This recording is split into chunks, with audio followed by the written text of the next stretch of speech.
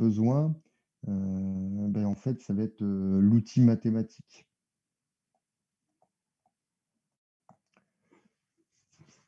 Alors, ensuite, en termes de discipline, il est évident hein, qu'on va aller dans la branche physique, hein, branche physique, et donc forcément, hein, ce qui nous intéresse ici, c'est de l'électronique, analogique, mais aussi numérique. Ça, vous le savez tous. Hein. Voilà. En termes toujours de branche physique, euh, on va avoir aussi ce qu'on appelle, de façon générale, la physique des capteurs.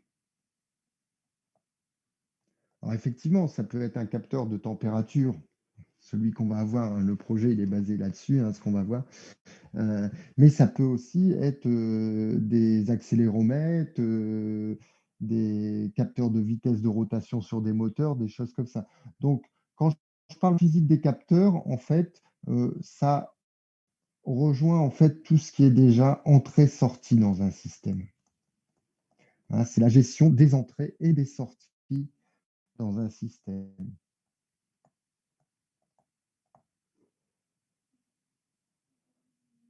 Ensuite, forcément, lors de la conception, il y a une part non négligeable, ce qu'on appelle la CAO. Donc, forcément, il me refait et je ne peux pas l'effacer. Je sais pas.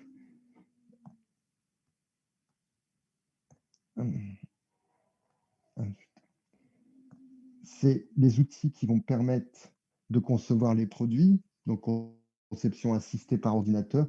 En l'occurrence, chez nous, c'est ce qu'on appelle la simulation. Hein, simulation, enfin, je dis chez nous, mais en fait, vous pouvez l'avoir aussi en mécanique. Hein. Donc, simulation électronique.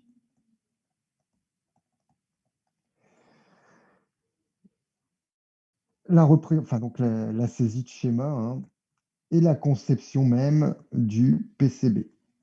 Alors, il faut savoir, par exemple, que dans les outils de CAO qu'on utilise en électronique, c'est des logiciels hyper performants, hyper complexes pour savoir s'en sortir, pour savoir s'en servir, pardon, parce qu'en fait, ça rassemble un tas de du schéma, la réalisation de cartes et voire du programme informatique, autrement dit, hein, une des dernières compétences, c'est ce qu'on appelle l'informatique embarquée.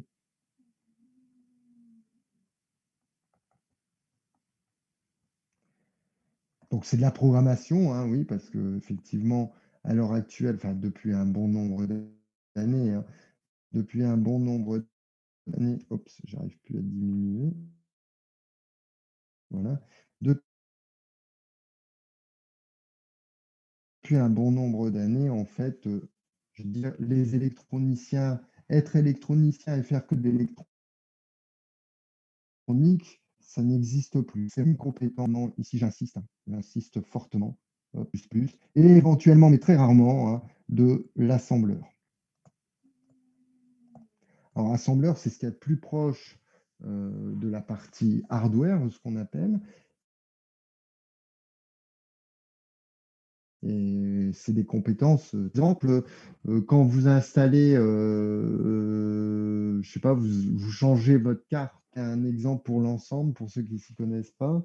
J'en ai pas à l'heure actuelle, non. Bon, alors pour ceux qui connaissent un peu, par exemple, quand vous avez un ordinateur chez vous, une tour, ce qu'on appelle une tour, si vous voulez changer la carte graphique, eh ben, vous allez devoir lui mettre un driver. Et ce driver, généralement, il est codé en assembleur.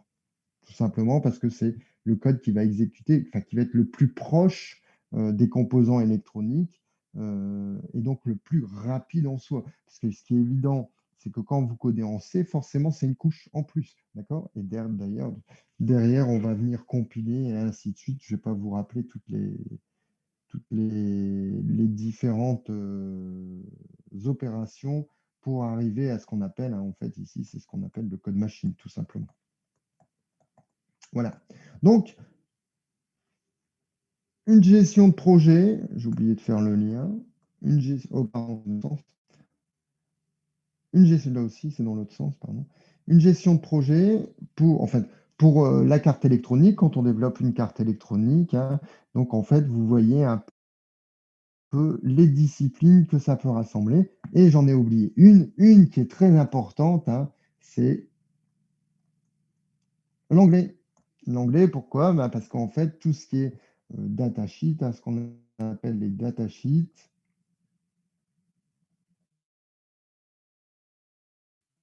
les documentations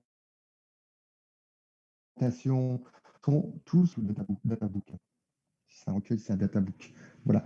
Donc, vous voyez que pour réaliser un système électronique, hein, mais en fait, on fait appel à beaucoup de disciplines, hein, et donc, ce qui est important quand même à votre niveau, j'ai envie de dire que c'est la gestion de projet, parce que forcément, il faut des compétences un peu dans tous les domaines. Alors, gestion de projet, vous avez effectivement un peu de compétences dans tous les domaines, mais vous voyez que celui qui va programmer, hein, la personne qui va programmer, par exemple, eh bien, elle est beaucoup plus pointue, si je puis dire, que celui qui va s'occuper des différents calculs pour la partie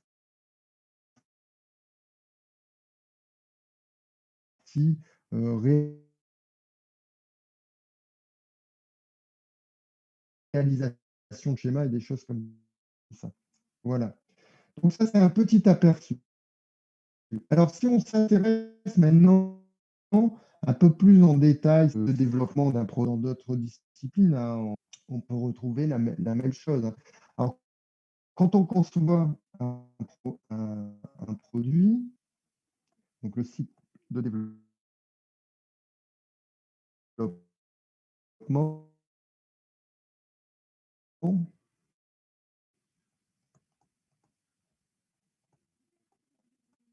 c'est ce qu'on appelle aussi le comme ça, on va voir pourquoi, vous allez vite comprendre pourquoi. Bon, alors déjà, avant de concevoir un produit, forcément, hein, il y a, je vais mettre en vert, mais je vais hop, changer la taille. Il y a forcément une analyse des besoins.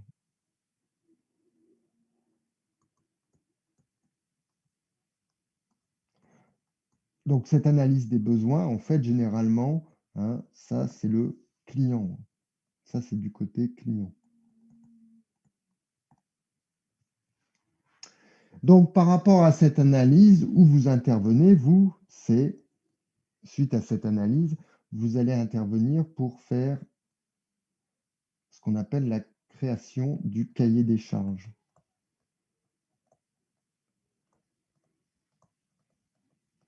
Alors, le cahier des charges, hein, ce sont des spécifications, pardon, hein, qui doivent être le plus claires possible, hein,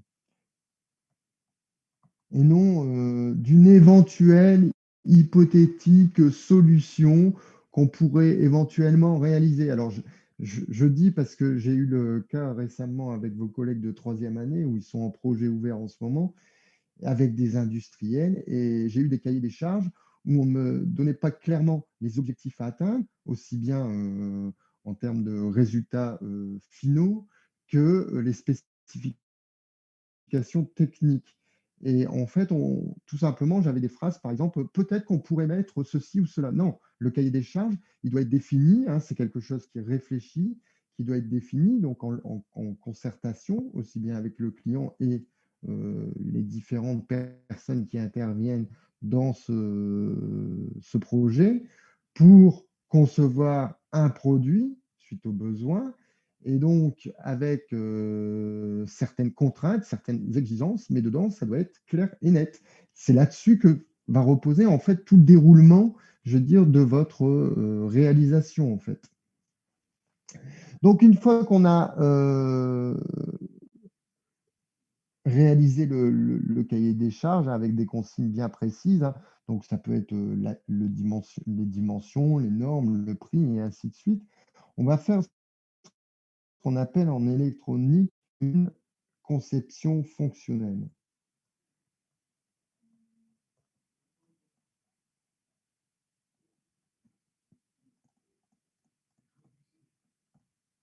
Alors,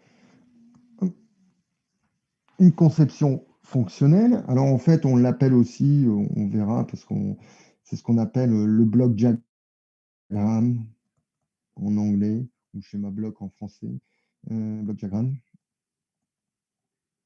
Et ça, c'est très important parce qu'en fait, euh, vous allez vous rendre compte que quand vous avez certaines notions comme vous avez à l'heure actuelle, quand vous savez lire ça, le, le bloc diagramme, et ben en fait, vous avez, je vais dire, à plus de 50% compris le fonctionnement d'un système. Et ensuite, donc, on va donc réaliser ici une conception un peu plus détaillée.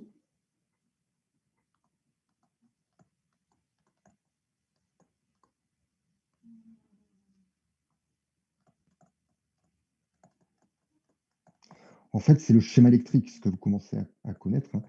Ici, c'est le schéma électrique, tout simplement.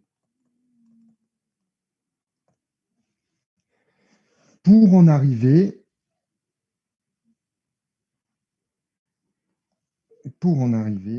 au codage, dire s'il y a une partie codage. Alors attention, hein, c'est vrai que je ne l'ai pas dit tout à l'heure, quand j'ai mis un peu tout le panel de connaissances qu'il fallait, euh, effectivement, à l'heure actuelle, il y a beaucoup d'informatique embarquée. Certains objets techniques n'ont pas besoin d'informatique embarquée, hein. Une détection d'ouverture de porte, il n'y a pas besoin d'avoir, par exemple, de l'électronique, de l'informatique embarquée. Donc ça dépend du projet, mais là, je l'ai fait de façon générale. Donc, arriver au codage et au CB. Voilà. Ensuite, et après, je vais vous dire, une fois que j'ai fait ce cycle de développement en V, je vais vous dire, nous, ce qu'on va faire durant ces 5 semaines. Et on va mettre les liens entre cette partie décroissante, je vais dire. Alors ensuite, une fois qu'on a fait le codage PCB, ben, on remonte, je vais dire, la chaîne, hein, et alors, je vais augmenter la taille. Voilà. Ici, on va faire ce qu'on appelle des tests unitaires.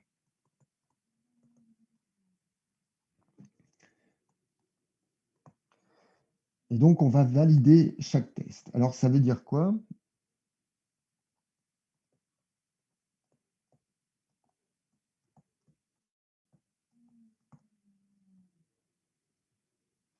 Eh bien, en fait, le lien des tests unitaires par rapport à ce qu'on vient de créer au départ, eh ben, c'est au niveau schématique. C'est le lien ici.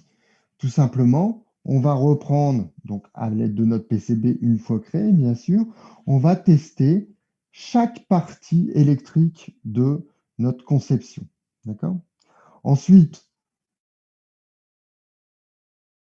donc chaque partie indépendante.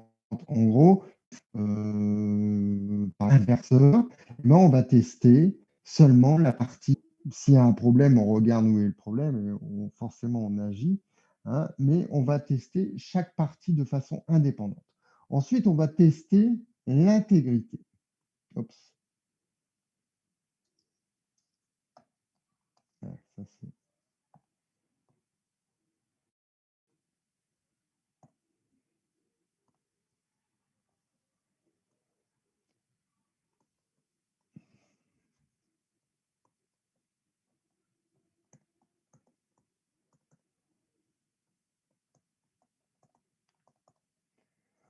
autrement dit, si le lien, c'est le bloc diagramme complet, je vais dire, de votre objet à réaliser. Et ensuite, on va donc tester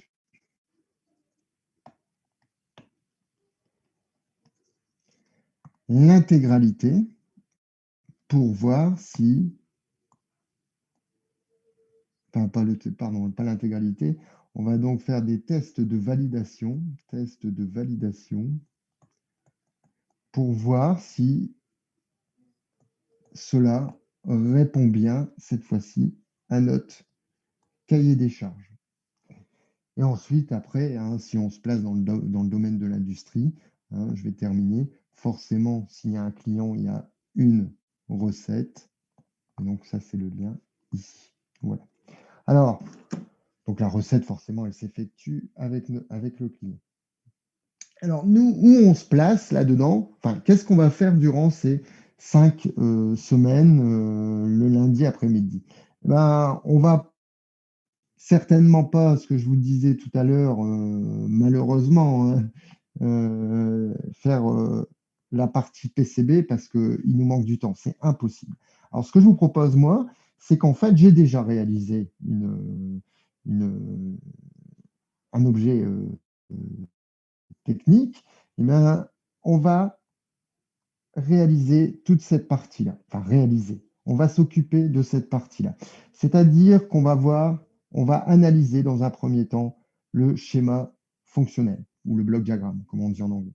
Et ensuite, on va découper, on va tronçonner tout ce système et voir chaque fonction séparée. Alors, forcément, à chaque fois hein, qu'on va voir une fonction séparée, on va faire un test unitaire. Et ensuite, au final, on va faire l'intégralité pardon, du système pour le valider, si je puis dire. Voilà ce que je vous propose durant ces 5 semaines qui arrivent les lundis. Alors, l'objet technique à étudier, il est déjà réalisé. Bon, dedans, on va retrouver globalement tout ce que vous avez pu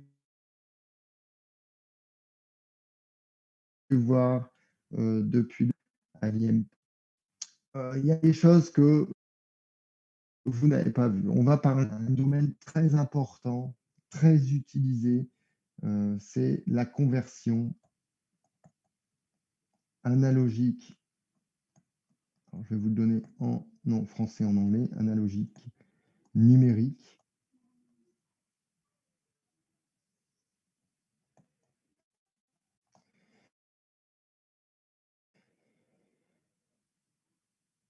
Et donc l'acronyme, c'est CAN, hein, forcément. Ou alors la conversion numérique, c'est l'opération inverse, hein, numérique, analogique. De façon fonctionnelle, en termes de bloc diagramme, c'est quoi? On va le faire, on va le dessiner de suite. Ça se représente par un rectangle qu'on vient mettre une diagonale dans ce carré, dans ce rectangle, et deux petits symboles, comme ceci. Voilà.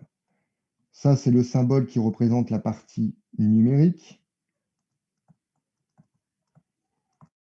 Et ça, c'est le symbole qui représente la partie analogique. Donc, en conversion numérique analogique, en anglais, c'est Digital Analog Converter et converteur analogue euh, numérique. Alors, ça veut dire quoi? Bah, ça veut dire tout simplement que ici, j'ai une entrée et en fait, suivant... alors, j'ai pas qu'une entrée, en fait. J'ai un certain nombre d'entrées. Je vais mettre petit n. J'ai un certain nombre d'entrées numériques. Alors, faites bien la différence. Numérique, ça ne peut prendre que deux états, hein. Globalement, c'est schématisé, enfin schématisé en termes de en termes mathématiques, c'est 0 et 1, l'algèbre de Boole, hein.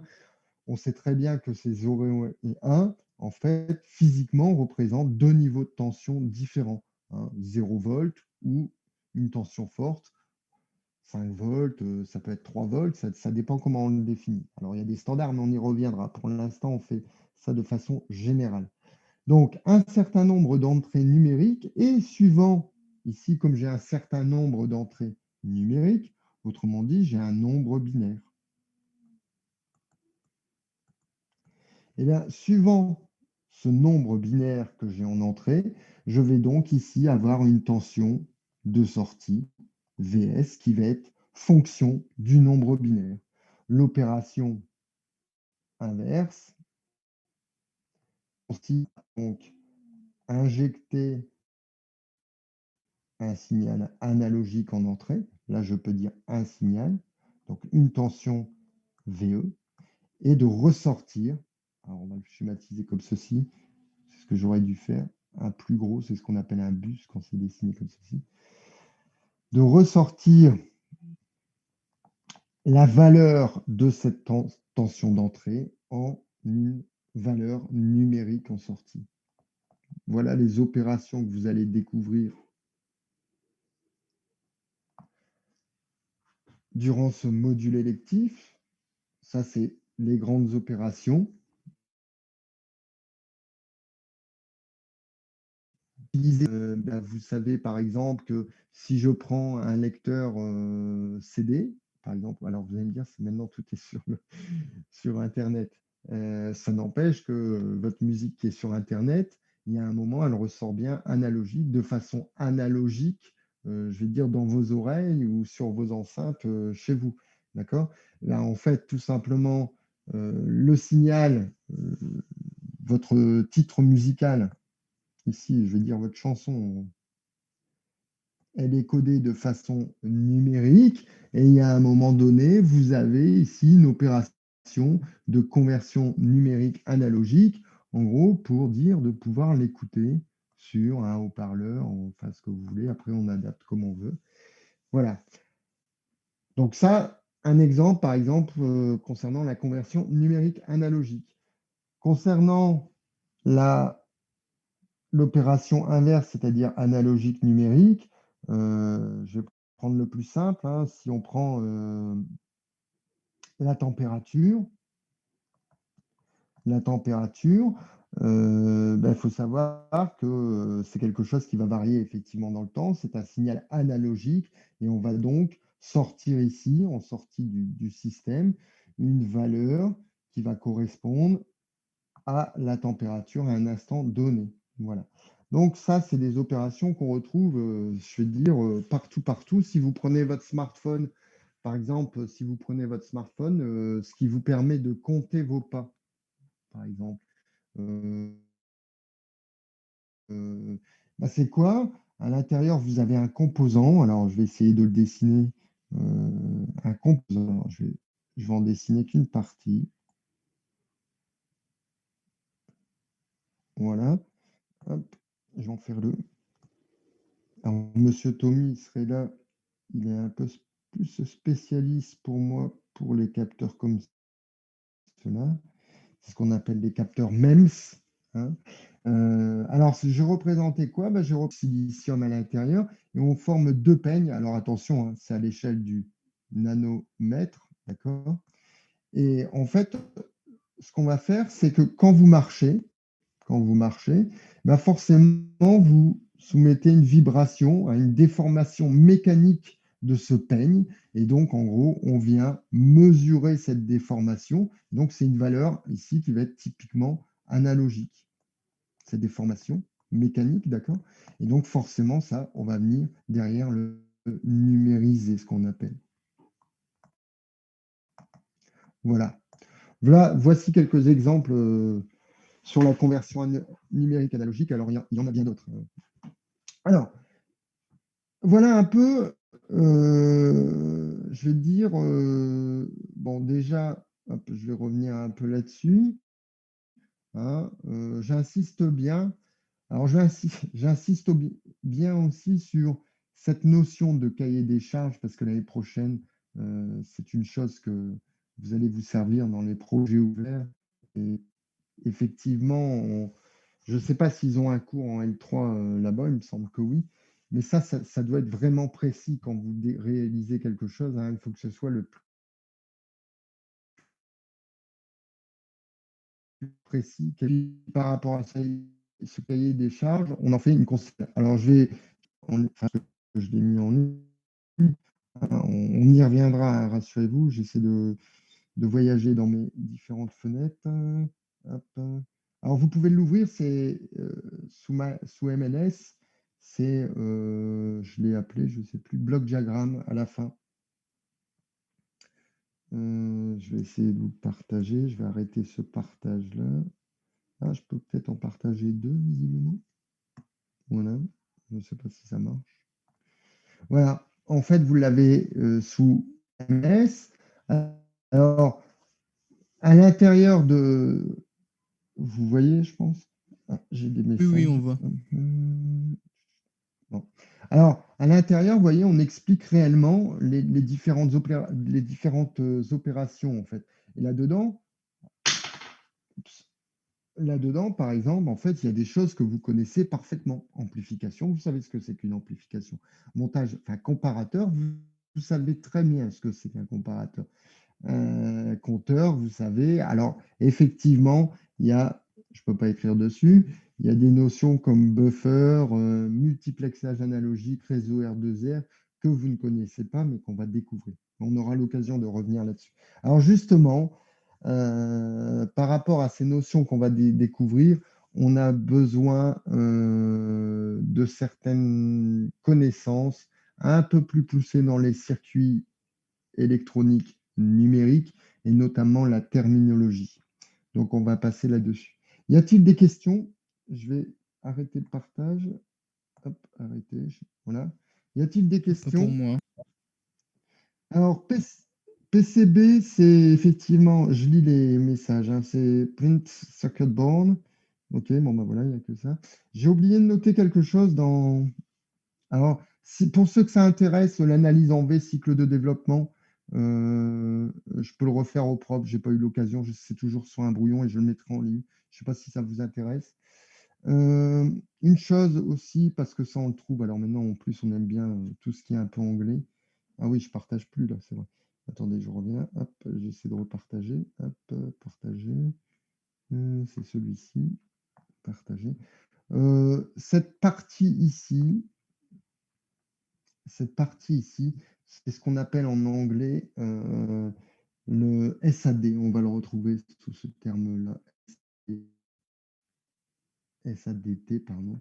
Et donc, c'est Structured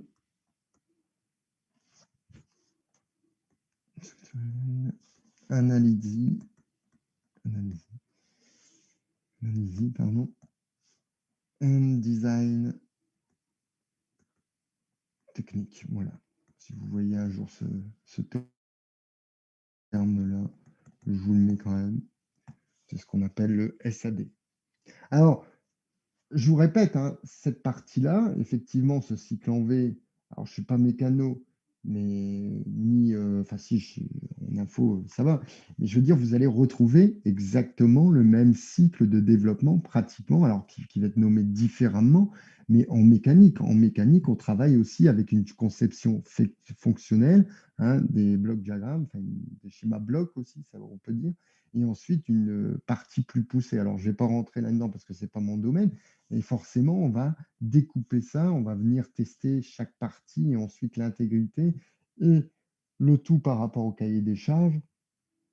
Donc, on retrouve la même chose. Vous pouvez avoir la même chose aussi. Je veux dire, c'est pas ce que je viens de vous décrire ici, hein, peut-être plus la première partie, parce que là, je fais appel à des choses, un CAO, enfin, CAO, simulation électronique, des choses comme ça, physique des capteurs, l'électronique. Forcément, là, c'est nos domaines, mais vous pouvez avoir la même chose en informatique pure pour développer une base de données ou un progiciel ou je ne sais trop quoi, ou pour du réseau, pareil pour le réseau. D'accord? Voilà.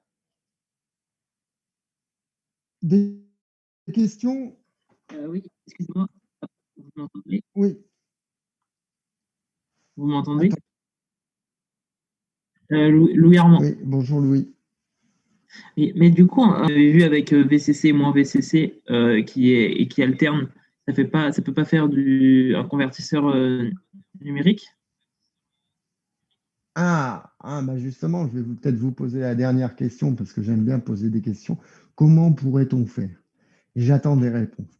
Donc on verra ça. Alors attention, hein, vous avez vu, je vais repartager. Alors attendez, je vais arrêter celui-ci et je vais repartager. Hop, hop, la partie ici, celui qui est sur le réseau, hein. En fait, quand on regarde ce schéma bloc, il doit être le plus simple possible, hein. Et c'est pour ça que je vous dis que plus tard, enfin, à la fin de ce module, j'espère, et voir à peu près ouais, à plus de 60%, voir à peu près comment cela fonctionne. D'accord? Donc, dans ce schéma-là, qui doit être le plus clair possible, hein, je dis ça parce que M. Armand a posé, est-ce que le comparateur l'a sorti ou quoi que ce soit, suivant son alimentation. Donc, par exemple, sur ce comparateur ici, hein, je ne peux pas dessiner là-dessus, bah, vous ne voyez pas les alimentations qui interviennent, d'accord? On nomme pas les entrées. On voit que dans ce système, c'est un comparateur. Donc, si on veut que cette opération fonctionne, il y a déjà une chose qui est sûre, c'est que pour que ce soit comparable, enfin, pour que l'on compare, il faut que les entrées, pardon, soient comparables. On sait qu'il y a deux entrées, qu'en sortie, j'aurai forcément un état ou un autre état. D'accord? C'est le principe même d'un comparateur. Hein. Je n'ai pas une infinité d'états sur un comparateur. Donc, c'est pour ça, vous voyez l'analyse. Et là, je n'analyse pas en fonction de son alimentation ou quoi que ce soit, mais je sais qu'il y a un comparateur. Donc, alors, je vais pas en dire plus parce que sinon, je vais avoir tendance à expliquer le fonctionnement de ceci. Mais pour l'instant, on va s'intéresser plus aux caractéristiques techniques des circuits intégrés, et notamment leur terminologie. Voilà. Donc, je vais arrêter. On va donc prendre un. Oh, pardon. J'allais éteindre le tout. Zut, bah, j'ai arrêté le partage, visiblement. Oui, non, je ne sais pas. Bon. Oui, oui, il a arrêté là. Il a arrêté le partage, merci. Parce que j'ai une tablette, c'est vachement pratique, mais cela étant dit, c'est un petit écran. Alors, ce qu'on va prendre maintenant, déjà, c'est, moi je vais l'ouvrir dans un document, comme ça je pourrais faire des annotations dessus. Vous pouvez prendre le document PDF qui est dans la partie cours, qui s'appelle Famille de transistors. Alors n'ayez pas peur quand vous allez ouvrir ça. Je vais donc partager ce document, moi. Alors, où est-ce que je l'ai mis en plus? Je ne sais même plus. Ah oui, c'est non. Hop, hop. Donc, littérature, cours, essai, famille, transistor. Voilà. Alors, je vous le partage. Hop, c'est pas ça. Ça, je vais le fermer comme ça. Donc, zoom. Alors, voilà. Alors, ce petit schéma que je viens de réaliser ces jours-ci, que pour vos collègues de l'année prochaine, ils vont retrouver à l'heure actuelle. Alors, est-ce que je peux faire les annotations? Oui. Déjà, ce diagramme, on peut le scinder en deux. Alors, scinder en deux, tout simplement parce qu'il y a deux grandes familles. Hein.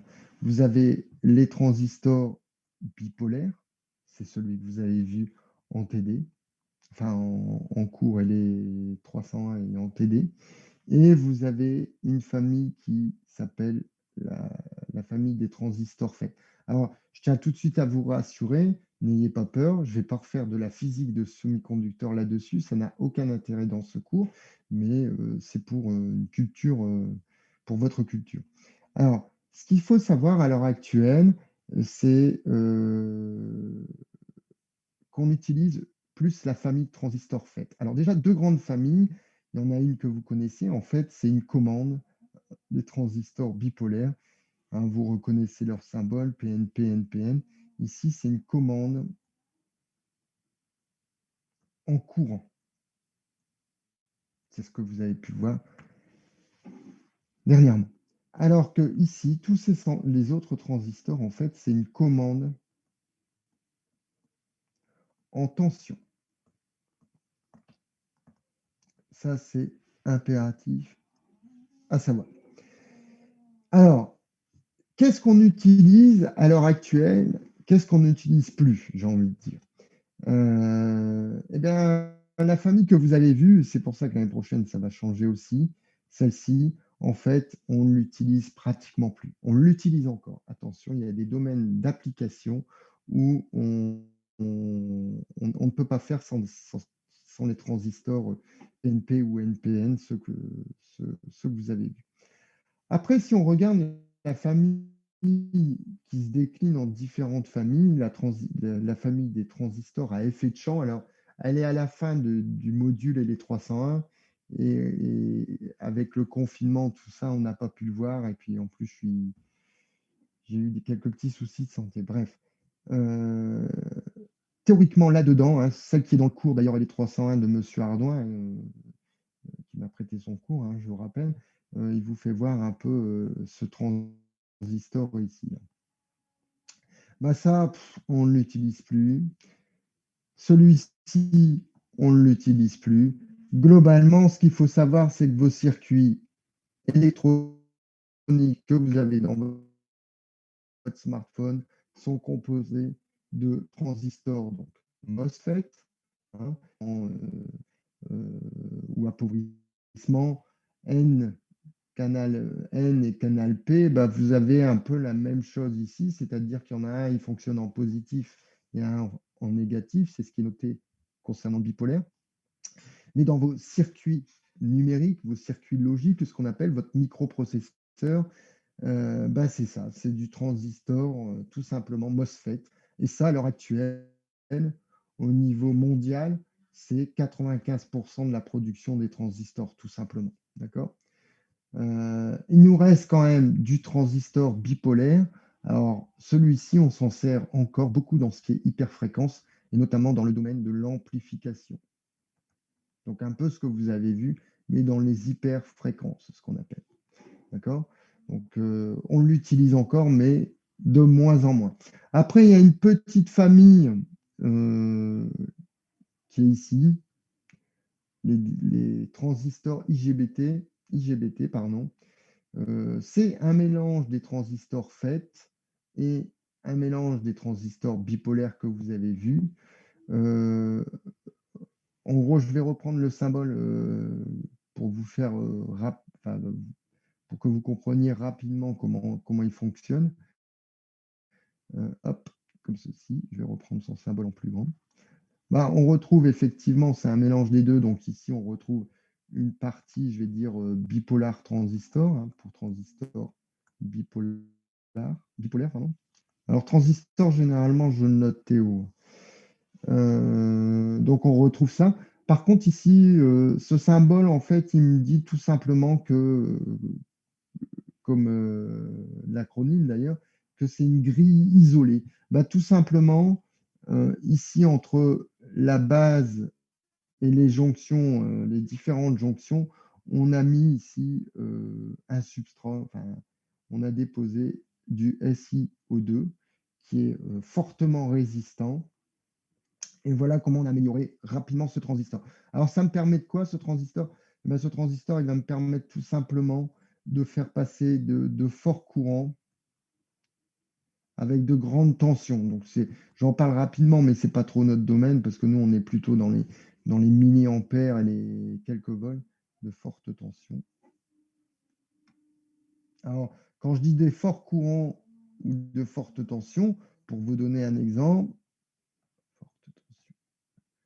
ce sont des transistors qui sont capables de laisser circuler un courant de 400 ampères.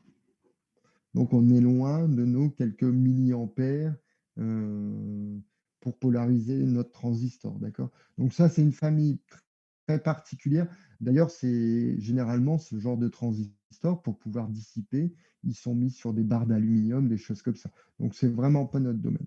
Donc, ce que j'aimerais que vous reteniez, même si on n'a pas vu le fonctionnement du transistor FET, ce que vous devez retenir, c'est que actuellement, ce qui est utilisé hein, à 95% dans l'industrie, c'est le transistor MOSFET et notamment celui-ci, hein, le NMOS et le PMOS à enrichissement. Alors, et là, pour certains, vous allez connaître, on va arriver, donc vous savez maintenant qu'un circuit logique, c'est un assemblage de transistors. Et donc, on va arriver à une technologie qu'on utilise dans les circuits numériques, à la technologie CMOS. Alors, pourquoi CMOS? Parce qu'on utilise des transistors MOS. Donc, MOS, hein, ici, pour métal oxyde semi-conducteur. Mais pourquoi C? C'est tout simplement pour complémentaire. Parce qu'en fait, ici, vous avez un P, un canal P, un canal N. Et donc, en sortie des circuits logiques, si je dois dessiner une sortie de circuit logique, hop, c'est la masse, hein. Et donc là, je vais appeler ça VCC. Et ben, on aura généralement, alors on ne le voit peut-être pas bien, mais hop, vous voyez, il y a un petit cercle ici, hein, pour le canal P et pas pour. Hop. Ah, deux transistors complémentaires, hein, complémentaires parce que d'une porte logique, tout simplement. Donc voilà pourquoi on appelle ça technologie CMOS. À l'inverse, donc on va voir les deux technologies, hein, l'utilisation de ces deux technologies. La technologie bipolaire qu'on peut retrouver aussi dans certains circuits numériques, même comme je vous disais, hein, même si 6% de la production est réalisée, enfin 95% des circuits numériques sont en technologie CMOS. On va trouver des circuits à technologie bipolaire, et en fait, ça, c'est ce qu'on appelle la technologie TTL, tout simplement pour transistor logique. Alors, vous inquiétez pas, je reviendrai sur les deux acronymes CMOS, hein, ça c'est noté dans le cours. Donc, on va voir un peu ces deux technologies et la terminologie employée au niveau des signaux que je dois mettre en entrée, des signaux corrects que je dois mettre en entrée pour qu'une technologie fonctionne, aussi bien CMOS que TTL, sachant que tous les acronymes qu'on va voir ici, quel que soit le fabricant, quelle que soit la technologie employée, CMOS ou TTL, en fait, ils sont valables pour les deux technologies. Voilà. Donc, on va voir un peu tout ça. On se fait une petite pause parce que j'attrape un peu déjà soif, de quelques minutes et je vous reprends d'ici 5 minutes pour ouvrir le poly caractéristiques technologie des circuits intégrés numériques. Vous avez des questions? Non, non, ça va. Ça marche? Ah, attendez, j'ai un message. Donc, alors attendez, parce que quand j'ai un message, il faut que j'arrête visiblement si je veux tout voir. Il faut que j'arrête le partage. Arrêter, voilà. Et donc, non, ah, bah, c'est OK.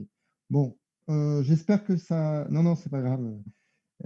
J'espère que ça vous plaît pour l'instant. Alors, je vous dis, hein, là, il y a une grosse partie effectivement sur la technologie où vous allez apprendre beaucoup de choses.